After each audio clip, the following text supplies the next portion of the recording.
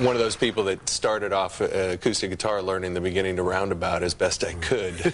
Does it drive you crazy? Does every guitarist come up to you and say that? Well, there was a time when it was Mood for a Day. Earlier, before that, it was clap. I'm quite honoured, you know, that so many people have seeked to learn, you know, what it is I'm playing. And of course, the guitars.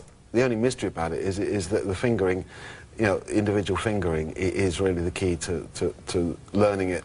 You know, to play another piece of music. But of course you can do it with a different fingering, but it's obviously easier the way I finger it. I figure it's easier. But getting the fingerings, finger positions with other guitarists is, you know, is almost impossible.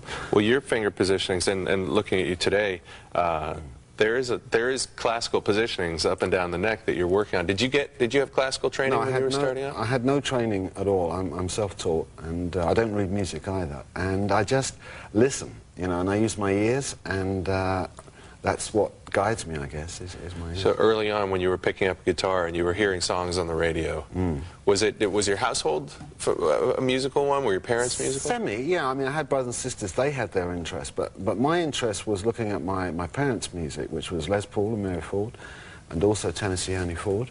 Two Fords there. Hey. And then when I heard that stuff, which kind of excited me quite a bit, and I got a guitar, then there were no cracks in the wall for people to listen to, because there was, you know, the English pop revolution, if you like, guitar instrumentals galore, and you had Duane Eddy and the Ventures, and then eventually I discovered the wonderful Chet Atkins, the late Chet Atkins.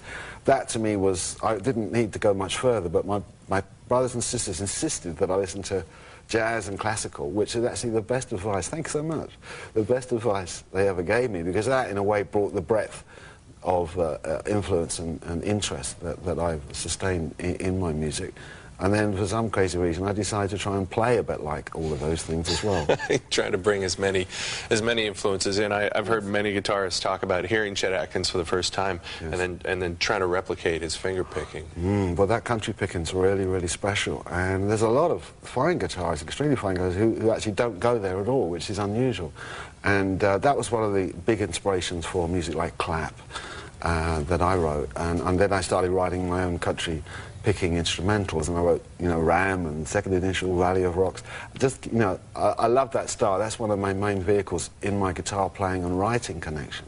Besides songs, which is also something, obviously, I've collaborated a lot with John over the years, and I still churn out some songs. But I mean, country picking and what I was doing today, where the sort of Spanish guitar approach, those influences, bringing those into play, is a big goal of mine.